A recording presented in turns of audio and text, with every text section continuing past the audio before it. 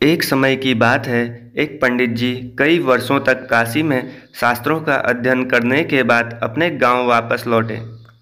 पूरे गांव में उनका नाम हुआ कि काशी से शिक्षित होकर आए हैं और धर्म से जुड़े किसी भी पहेली को सुलझा सकते हैं।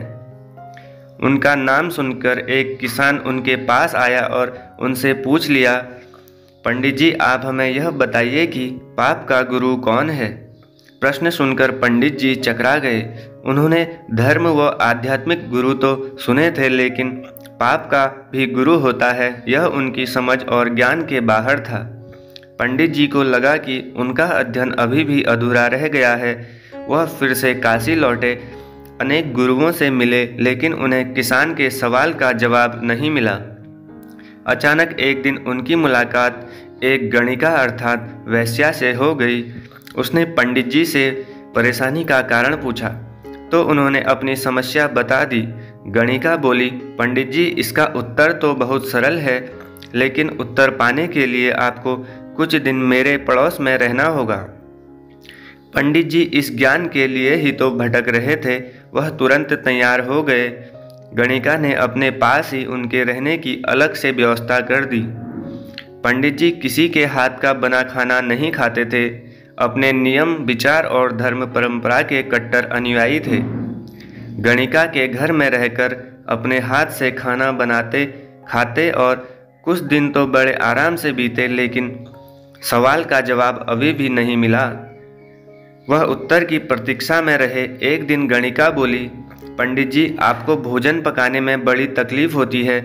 यहाँ देखने वाला तो कोई और है नहीं। आप कहें तो नहा धोकर मैं आपके लिए भोजन तैयार कर दिया करूँगी। पंडित जी को राजी करने के लिए उसने लालच दिया, यदि आप मुझे इस सेवा का मौका देंगे तो मैं दक्षिणा में 5 स्वर्ण मुद्राएं भी प्रतिदिन आपको दे दूंगी। स्वर्ण मुद्रा का नाम सुनकर पंडित जी विचारने लगे और सोचने लगे, पका पकाया भोजन और साथ में सोने के सिक्के भी, अर्थात दोनों हाथों में लड्डू है। पंडित जी ने अपना नियम, व्रत, आचार विचार, धर्म सब कुछ भूल गए। उन्होंने कहा, तुम्हारी जैसी इच्छा, बस विशेष ध्यान रखना कि मेरे कमरे में आते जाते तुम्हें कोई नहीं देखे। पहले ही दिन कई प्रकार के पकवान बनाकर उसने पंडित जी के सामने परोस दिया, पर ज्यों ही पंडित जी ने खाना चाहा, उसने सामने से परोसी हुई थाली अपनी ओर खींच ली। इस पर पंडित जी क्रोधित हो गए और बोले, यह क्या मजाक है। गणिका ने कहा, यह मजाक नहीं है पंडित जी, यह तो आपके प्रश्नों का उत्तर है। यहाँ आने से पहले आप भोजन तो दूर, किसी के हाथ का पानी भी नहीं पीते थे, मगर स्वर्ण मुद्राओं के लोभ में आपने मेरे हाथ का बना खाना भी स्वीकार कर लिया। यह लोभ ही पाप का गुरु है। मित्रों, हमें इस कहानी से यह शिक्षा मिलती है, हमें किसी भी तरह के लोभ लालच को जीवन में अपनाए बिना जीवन जीने का प्रयास करना चाहिए। मित्रों, आपको वीडियो कैसी लगी? अच्छी लगी तो वीडियो को एक लाइक कर दीजिए और चैनल से जुड़ने के लिए चैनल को सब्सक्राइब कर लीजिए। धन्यवाद।